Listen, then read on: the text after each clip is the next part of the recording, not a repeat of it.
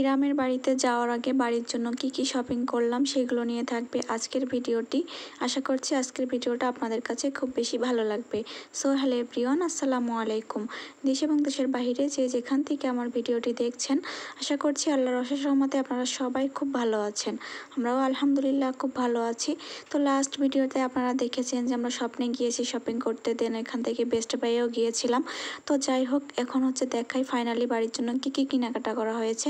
আর আজকে কিন্তু আমাকে হেল্প করছে আমার ছেলে ছিয়াম বাবা। তো যাই হোক, ফার্স্টে ফ্রোজেন আইটেম দিয়ে শুরু করি। বাড়ির জন্য 20 পিসের একটা পরোটা নিয়ে নিলাম, দেন কিছু চিজ নিয়ে নিয়েছি। এখানে 2 প্রকারের চিজ নেওয়া হয়েছে, cube cheese and mozzarella cheese. তো এই চিজগুলো দিয়ে ব্রেড পাস্তা তৈরি করা হবে গ্রামের বাড়িতে যেয়ে, সেই উদ্দেশ্যে নেওয়া হয়েছে। তো যাই হোক, এরপরে একটা ফ্রাইং প্যান নিয়েছি, আর ফ্রাইং প্যানের সঙ্গে ম্যাচ করে এই হাতাটা নিয়েছি। এটা কেমন হয়েছে অবশ্যই কমেন্ট করে জানাবেন। এখন আপনাদের ফ্রাইং প্যানটা দেখাই। এটা তো আপনারা অলরেডি ওই ভিডিওটা দেখেছেন যে আমাদের এটা পছন্দ হয়েছে। দেন কিন্তু ফাইনালি এই ফ্রাইং প্যানটাই নেওয়া হয়েছে। দেখেন, এটা কিন্তু 28 সেন্টিমিটার ছিল, আর এটার প্রাইস 1300 প্লাস সামথিং এরকম ব্যাট সহ এরকম ছিল। তো যাই হোক, এরপরে একটা ট্রে নিয়েছি, আর এই ট্রেটা অনেক বেশি সুন্দর। আর এরপরে একটা ডিপ্লোমা গুঁড়া দুধ নিয়েছি। তো এই দুধটা কিন্তু অনেক বেশি ভালো, দুধ চা বানানোর ক্ষেত্রে। তো এই জন্য আমি সবসময় এই ডিপ্লোমার দুধটাই কেনার চেষ্টা করি, যেহেতু গুঁড়া দুধ দিয়ে চা বানানো হয়, ওই সময় এটা খুব দরকার হয়। তো যাই হোক, এরপরে বড় একটা সসের বোতল নিয়ে নিলাম।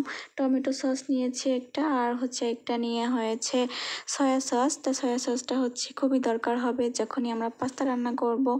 তো যাই হোক, এরপরে পাস্তাও নিয়ে নিয়েছি। আর এই পাস্তাগুলো খুব মজা করে খায় আমার ছেলে, এই জন্য মেনলি নেওয়া। যেহেতু গ্রামের বাড়িতে গিয়ে ওকে নাস্তা হিসেবে দিতে হবে, এই জন্য ওর জন্য মেনলি পাস্তাগুলো নেওয়া। দেন একটা চা পাতি নিয়ে নিয়েছি, 500 গ্রামের একটা চা পাতি নিয়ে নিয়েছি। আর এরপরে একটা ময়দা নিয়ে নিয়েছি 1 কেজির মতো। তো আমাদের গ্রামের ওইদিকে এগুলো পাওয়া যায়, কিন্তু নকলগুলো পাওয়া যায়, আসল জিনিসগুলো পাওয়া যায় না। ওগুলো যেন কেমন, টেস্টও ভালো না। তো এই জন্য এগুলো ঢাকা থেকে নিয়ে যাচ্ছি। এই তো এরপরে আরএফএল বেস্টে পেয়ে গিয়েছিলাম, এখান থেকে একটা অর্গানাইজার নিয়েছি। আর এটা একটা পিঙ্ক কালারের ভিতর ছিল। দেন একটা বেসিন পরিষ্কার করা ব্রাশও নিয়েছি, আর ব্রাশগুলো কিন্তু অনেক বেশি কাজের। দেন একটা মশলার বক্সও নেওয়া হয়েছে। আর এখানে মনে হয় 10 পিসের মতো মশলা জার ছিল। তো সবগুলো এক জায়গায় গুছিয়ে রাখা যাবে, এই উদ্দেশ্য করে নেওয়া হয়েছে। দেন একটা ছুরিও নেওয়া হয়েছে। এই তো এগুলোই ছিল বাড়ির জন্য টুকিটাকি শপিং। তো শপিংগুলো কেমন হয়েছে অবশ্যই সবাই কমেন্ট করে জানাবেন। আর বাড়ির জন্য কে কে শপিং করে নিয়ে গিয়েছেন সেটাও কমেন্ট করে জানাতে ভুলবেন না। এই সব জিনিসগুলো দেখে আমার শাশুড়ি মা অনেক বেশি খুশি হয়ে যাবে, কারণ সে সংসারের জিনিসপত্র কিনতে অনেক বেশি পছন্দ করে, সেম আমার মতো। আমার আম্মুও কিন্তু সেম, আম্মুও সংসারের জিনিসপত্র কিনতে অনেক বেশি পছন্দ করে।